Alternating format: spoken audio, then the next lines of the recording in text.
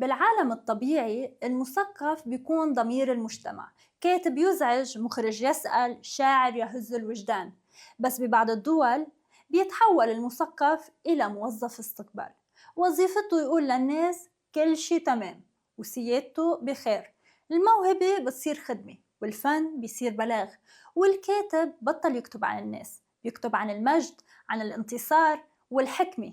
والمضحك إنه المثقف الرسمي غالباً مش مقتنع بشي، لكن بيعمله لسبب بسيط: امتيازات، تلفزيون، سفر، وكرسي الصف الأول. هيك بتتحول الثقافة من مرآة لمكياج سياسي وطبطبة على الزعيم. الممثل المفروض يجسد الحقيقة، لكن الممثل الرسمي بيجسد الرواية، وهو بطل فقير بمسلسل، لكن بعيون السلطة هو وجه دعائي. بعض الأنظمة استخدمت الممثل ككائن سياسي.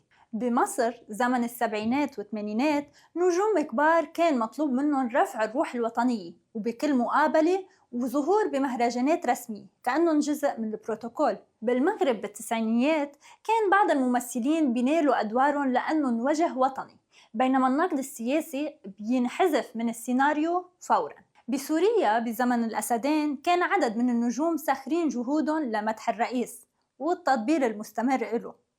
الممثل هون ما كان يقدم فن، بيقدم نسخة محسنة من المواطن المثالي، المطيع السعيد المشغول بظروفه، لكن دائما ممتن. صمام الأمان بالنسبة لسوريا، بس كملي لمدة 14 سنة في صمام أمان. أنت ما بتدافعي عن شخص، أنت بتدافعي عن سيادة بلد. سيادة بلد بتكمن برئيس، بجيش، بعلم. هي المحرمات الثلاث، احتراما لكتير مواقف عملها، له ما له وعليه ما عليه. كان إنسان محترم. الكاتب المفروض يزعج السلطة، يقلقها، يراقبها، يرسم لها مكامن الخطر. لكن الكاتب الرسمي هو موظف علاقات عامة، بينتج خطاب جميل يقال نيابي عن السلطة، لكن بلغة أكثر شاعرية. من أمثلة تاريخية بارزة: كتاب أمريكا اللاتينية بزمن الديكتاتوريات، مثقفون كانوا يمجدون الأنظمة العسكرية مقابل حماية ونفوذ. بعد كتاب تونس بعهد بن علي كانوا بيتسابقوا مين يكتب أجمل افتتاحية عن القائد. بالجزائر فترة التسعينيات كتاب رسموا صورة للحكومة على أن المنقذ من الفوضى، بينما كانوا عم يمحوا كل الفساد أو الفشل. الكاتب الرسمي ما بيكذب، بس بيخترع وطن بديل وبيسلمه للقراء كأنه حقيقة. يعني أنا كذاب مثلا، مع احترامي للجمهور المشاهدين اللي يستمع إلينا، وبايع ذمتي وبايع ضميري وندافع عن النظام. المخرج هو أخطر فنان بالنسبة لأي نظام، لأنه بيملك القدرة أنه يخلق عالم على الشاشة.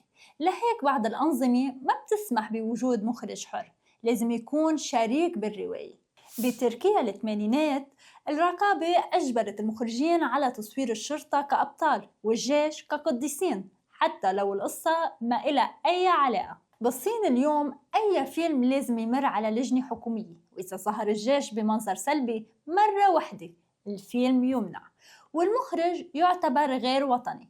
المخرج الرسمي بيحول الكاميرا إلى درع بيحمي النظام من الحقيقة.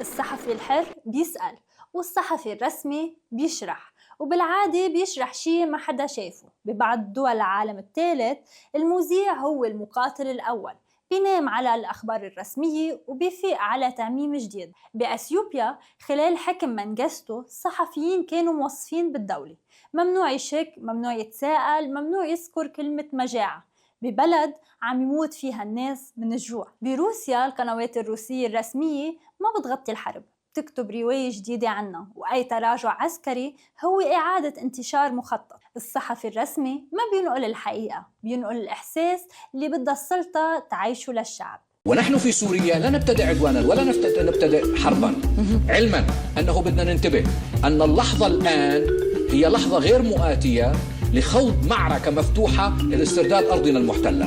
فلذلك ماذا تفعلين؟ تحاولي أن تجعلين الإسرائيلي نائما هذه الفترة. المثقف الرسمي مش مجرد شخص، هو مؤسسة كاملة بتشتغل لشيء واحد: إنه تبقى السلطة جميلة وسيادته على الكرسي، حتى لو البلد عم يكبح، الفنان اللي عم يمدح، والكاتب اللي عم يجمل، والمخرج اللي عم يبطن، والصحفي يلي عم يصرح. هدول مش مثقفين، بل موظفين مكاتب تجميل سياسي.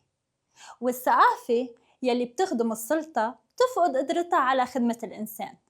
أخطر ما بيحدث بالبلد لما يتحول المثقف من ناقد لمؤجر لصوته.